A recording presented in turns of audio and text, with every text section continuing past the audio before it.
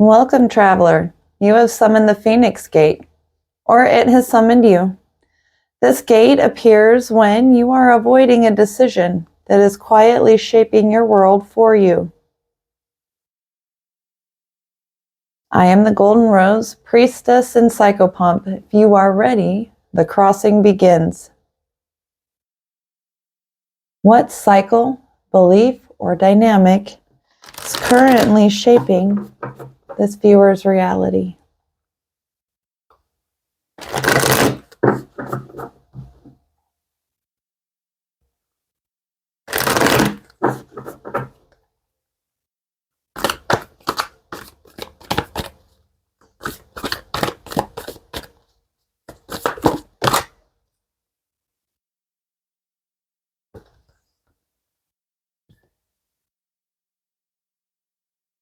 You have Kairos,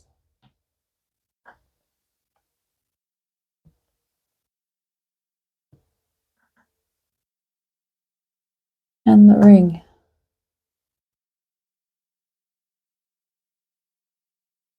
Oh, there. Not quite center. Be a little perfectionistic for just a moment.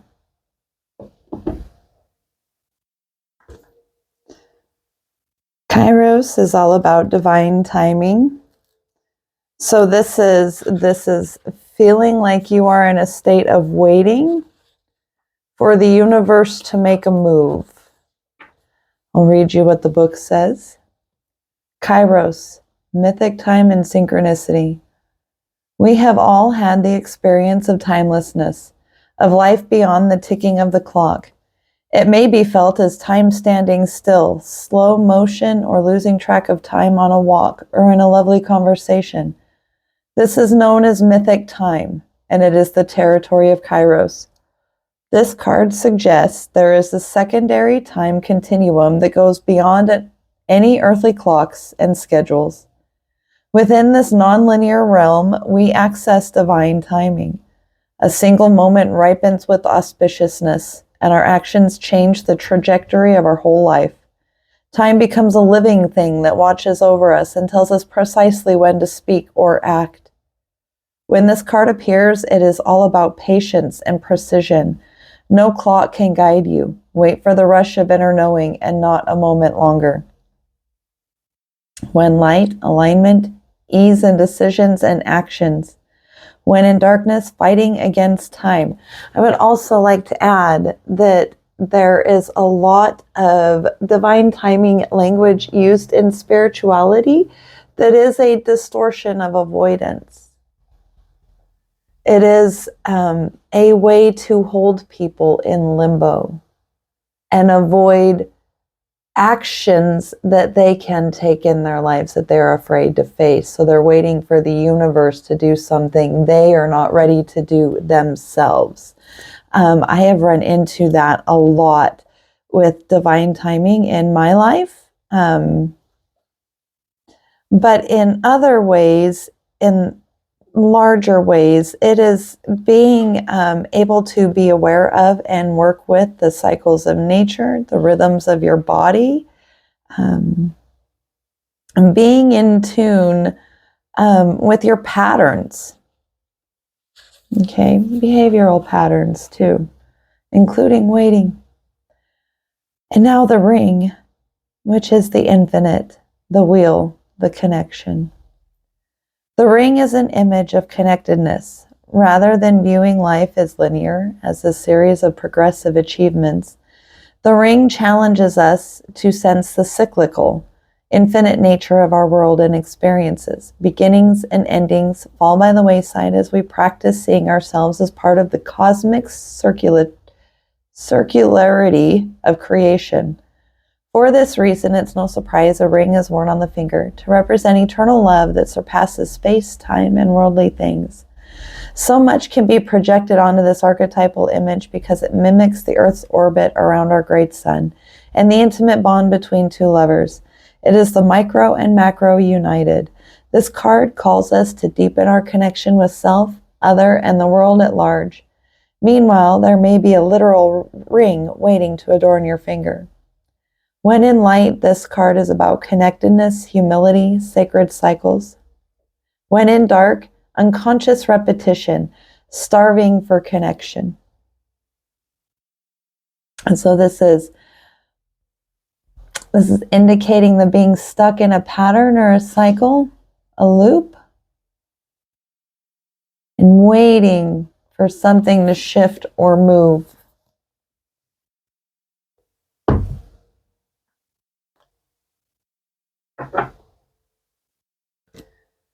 Where has my viewer surrendered their power in this state of cycles and waiting and commitment? Right? You're committed to these patterns and loops and cycles. Not all are bad. Where have you surrendered your power?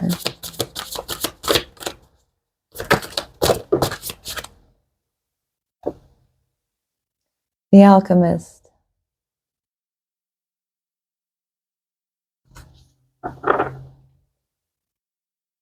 Alchemy is about integrating our shadow identities, our inner child work and shadow integration in order to transmute, which means to take into ourselves by bringing into our awareness, right? We learn about what our core wounds are, our attachment patterns, our survival strategies that at the time were really important tools that kept us alive and protected us, but now have become fixed mindsets and limiting beliefs that do not allow us to expand. So we are holding ourselves in wait for this work to pass or be done. So we're surrendering over our alchemy. We're not at a point where the transmutation is progressing forward. Cycles and patterns going round and round on the same thing, refusing to swallow it down. What illusion keeps you compliant to this?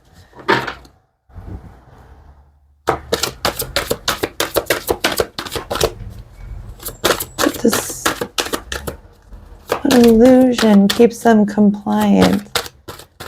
This is continuing and perpetually doing healing work. Even though your healing work is done, you are done with the alchemy. You know it all already. You've dug it up. That's what we're repeating here and stuck in the cycle of. So the illusion that keeps you compliant to this is the change, the wind. Right?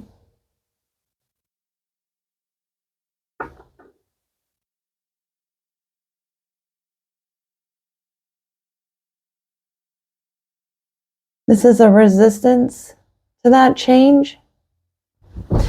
This is somebody, I'm speaking to somebody who knows, you know what this change is going to ask you to step out of. There is a pattern or a cycle you are committed to, you're not ready to let go of.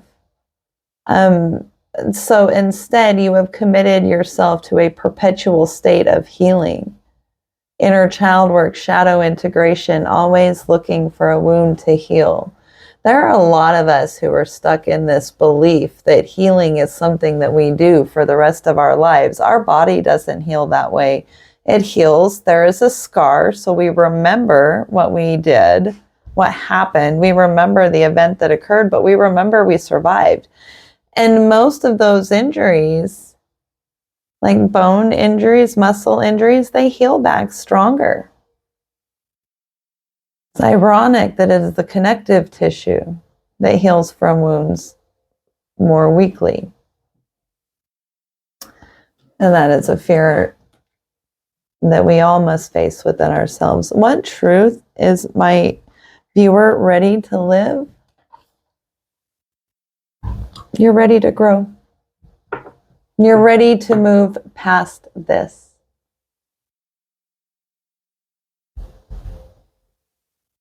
You're not called to stay here anymore. You have done all of the work And the resistance is just to moving on and putting it down. The healing becomes an identity. And when we put that identity down, we have to face what comes next.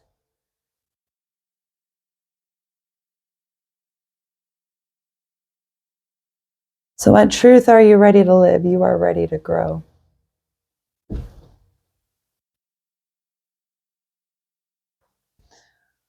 What boundary must you establish in order to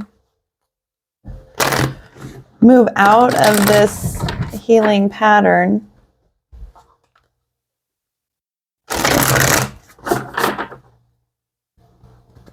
and resume growing?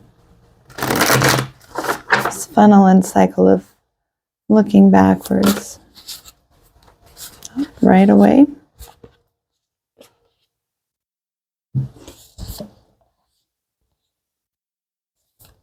We have the wailing tree is reconciliation. So this is accepting that these events occurred, right? We know that they occurred. I think that there can be a lot of times the challenge in letting go that some relationships, some injuries that we suffered in our past, some relationships, we never get resolution for, right? There's no apology, there's no atonement from the other side. There is no reconciliation between them, and we have had to walk away. And the attempting to fix that relationship, the scapegoat identity, the one who is always attempting to heal that relationship, the healer identity.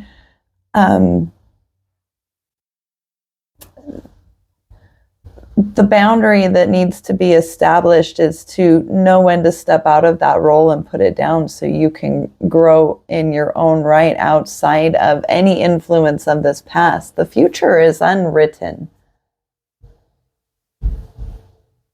You are writing it with your actions and choices today. So how much of it is based off of these past things is entirely up to you. But what you're being asked to do is to step out of the healer dynamic at this time. You've learned enough. You have worked on things enough. And it is time to explore the you that you have birthed from it. These were ingredients that went into you now, but they are not you now. And it can be painful to ask ourselves, what are we if I let go of this healing, healer identity? Anytime we let go of an identity, it is painful and requires grieving a death. Let us pause at this threshold to take in the view. We have felt what was ending and what truths asked to be faced. Change often carries grief alongside liberation. Before we take flight from here, take one audible, slow breath.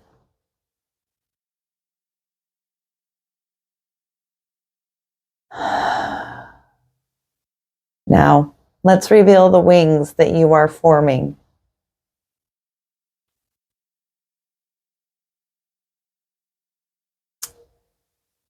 What decision restores my viewer's authority? The card that came out with the wailing tree and reconciliations to answer the next question was diving into the task. This isn't diving into the past behind you, diving into the emotions. This is fire and water, right? Some books need to be closed, right? The fire is closing this, spreading the ashes over this. The deep diver diving into the task, this is water. the emotions, pouring all of your emotions to water the garden of your future. This is gone. These cycles and patterns of your past, this healer identity, the identity of the alchemist, is one that you will use your entire life. It is a skill, but it is not an identity that is to be fixed, right? We don't want any identity to be fixed. We want it to be fluid. So it is time to move on to something new. And when you focus your attention and energy in every now moment into the future and what you are investing in for growth, you will restore your authority. Hello, Harley. Thank you for helping us with our reading. That is my puppy. What single action will my viewer see or experience that will prove to them or demonstrate to them that they are crossing into this new phase in their life, that they have let go, and that this alchemist role, this healer role, is something that they have fluidly moved out of, and they are setting foot into their future. This growth and expansion is happening. What will be their sign?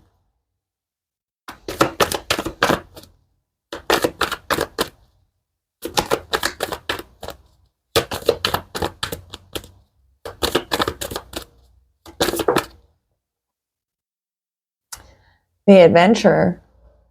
You will receive, once you have done this, new responsibilities that will allow you to set new goals and ambitions. The word expectations to me is just saying you're going to receive new visions for your future, new things to dream up, new directions, new directions for your energy to be flown. I mean like funneled. But I got stuck, flown, funneled toward.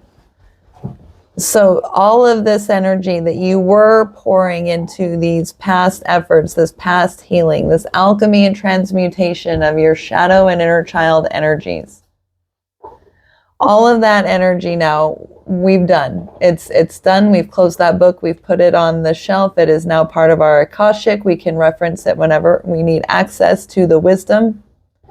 All of our energy and attention is focused on the growth, and we will begin to experience new opportunities and adventures. It will be thrilling to us. It will be exciting. We will feel like doors open to more and more doors.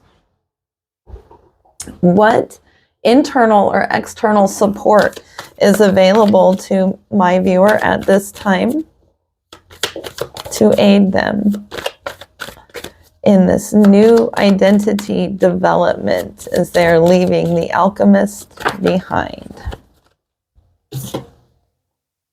The gambler.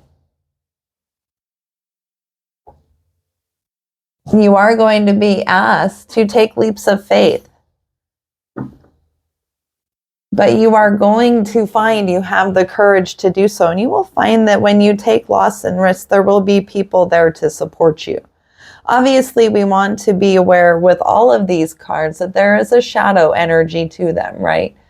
So this is talking about taking small, manageable risks, right? Calculated risks.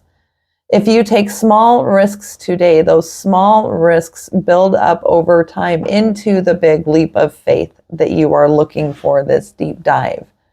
If you do not take the small calculated risks today, in the steps and expending your resources in expansive ways that don't cut your legs out from underneath you and that don't completely drain all of your resources so that you can't care for yourself, they prevent you from being faced with a large leap of faith like that, where the jump requires you to really face letting go.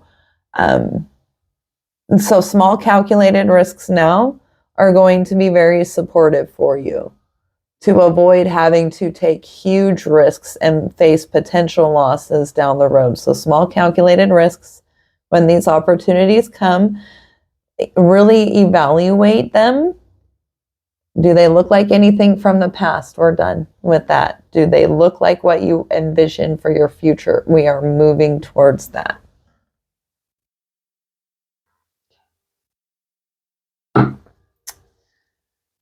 And for our final question, what message does the viewer's evolved self,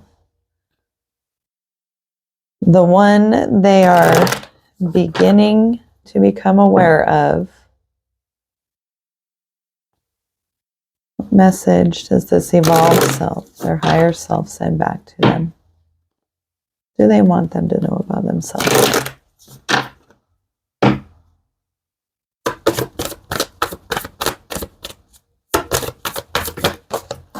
There's way too many.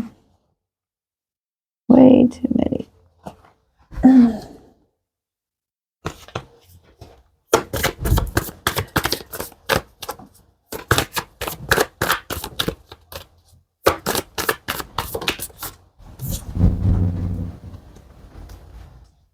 Dragon.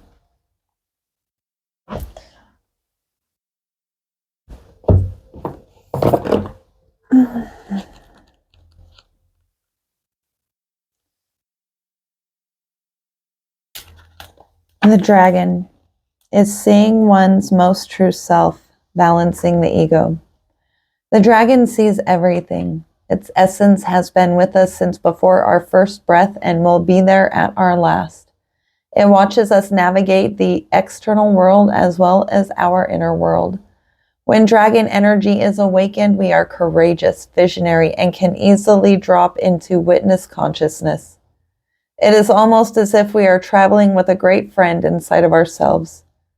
When we look in the mirror deep into our eyes, we may even glimpse the self behind the self, the one who is watching us. This is the power of the dragon, breathing transformative fire into every cell of our bodies. Witnessing this omnipotent energy, even for a brief moment, helps us surrender and let go. We let the dragon guide us. We hop on its back for a ride. And as we traverse even the most difficult terrain, the dragon's eyes see beauty everywhere. It is said that if a yogi does not see beauty in the world, their Agni is dim. Agni is described as the inner fire or sacred intelligence. May even just the mention of the dragon stir the embers of intelligence within you.